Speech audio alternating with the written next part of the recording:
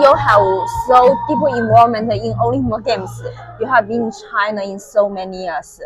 I want to know what are communication gaps between China and Western country, do you think? Well, there are of course very big gaps. That is normal. Even if you look inside Europe, you don't discuss with people of Finland like you discuss with people from France. There are also differences. So every country has its own attitude, its own culture. Yes. It's also its own way to conduct business. So of course China is different because it has a very long history, very long traditions, and for many people in the Western world, this is something they don't understand. I can give you one example, not related to China, but actually related to China in some way. I was also in charge of a Belgian company in Asia. Most of the time, I had to go to South Korea and to Taiwan, where my main customers were located. So I went to South Korea. My boss, who was really a very bad guy, very stupid guy, and he said to me, "Oh, you go there, you must do like this and look like that." And these South Koreans always want me to go eat together and things like that. You know, all this Chinese bullshit. I don't want to know.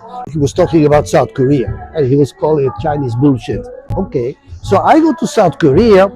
And the people immediately say, "Oh my God, you're coming from China. Wow, respect." You know, immediately I was like, "Oh, this guy is because this guy has been in China so many years, you know." So okay, I go. I have the president. First day, I'm meeting with the president and Of South Korea? Yeah, no, from the company, my customer. Okay. And he looks at his watch. He says, "No, it's 5:30. You play snooker?"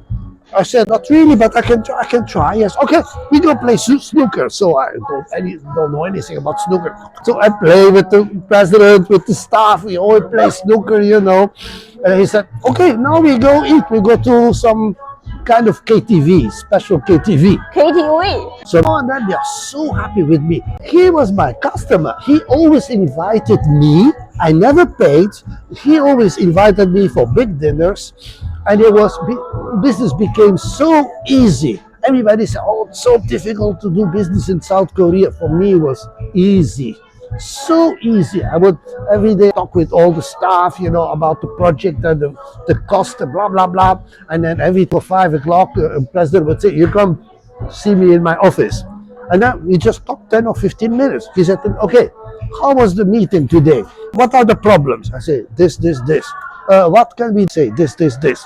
"Okay, everything will be solved for you. You don't worry. Now we go eat." So you know, it's the attitude. You have to adapt to the culture.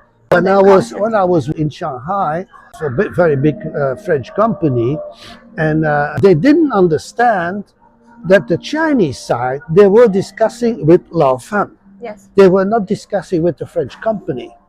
And the French company doesn't understand it. They say, "Yes, but we are this and that company, you know, you are only staff member." They don't understand that business in China is very personal. You discuss one-to-one. One-to-one person. Yeah, yeah. Personal. So you have to build up the relation with your counterpart, with the customer. You have to go eat together, sometimes drink together, you know, and it's very important to build up the relationship with the customer. This is why really the customer looks at you, you know, like you are the guy, you know, never mind what company you work for, but we work with you. Many of the Western companies, they don't understand this. So sometimes they change the big boss in China, but then they break. You know, the new guy is coming, he has no idea what's going on. So this is a misunderstanding. So in China, business is very different from Europe. In Europe, really, you discuss with the company. You don't discuss with Mr. X. You discuss with the company. So the whole way to work is very different. You go to Europe, you do business, you don't, okay, sometimes you go have dinner together. It's more exceptional, you know, it's not a tradition to do all this. But in China, you have to follow the Chinese way. And you have to respect the people with whom you work. So the whole approach is very, very different. Also, when I was in Taiwan, was the same. oh my God, oh, you're coming from China. Wow. You know, it was like, it was in 89. It was just the end of martial law in Taiwan. And Taiwan was opening up that time. And the same, you know, and everybody told me, oh, Gilbert, you know, they don't go with you to KTV and give you girl. I said, never happened to me, because no, you cannot do this with Lao Fan, because he's the man from China. You know, you don't do these bad things with Lao Fan. It was kind of very interesting. So every country is different. I worked in many different countries. I worked many years in Brazil. The way you work with Brazilians is also completely different.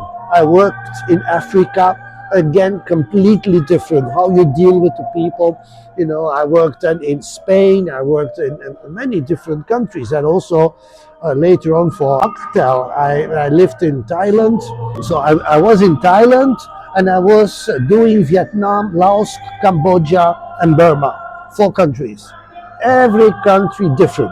So we're talking about 5 countries, but the 5 countries, everyone has different attitudes. So always what I tell them, oh, how should I do it? Well, if you go to a new country, first of all, you shut up.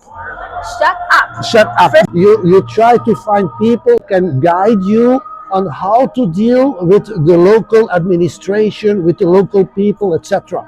This is what I did. So I went like to Vietnam. I went to see all the French banks. And the bank's very happy to see me, because I was from a very big company. They said, oh my God, you know, this guy is coming, money, money, money, you know. So can you give me some tips? Very happy to give me advice on how to deal with this and that. And also I did very good business in Vietnam.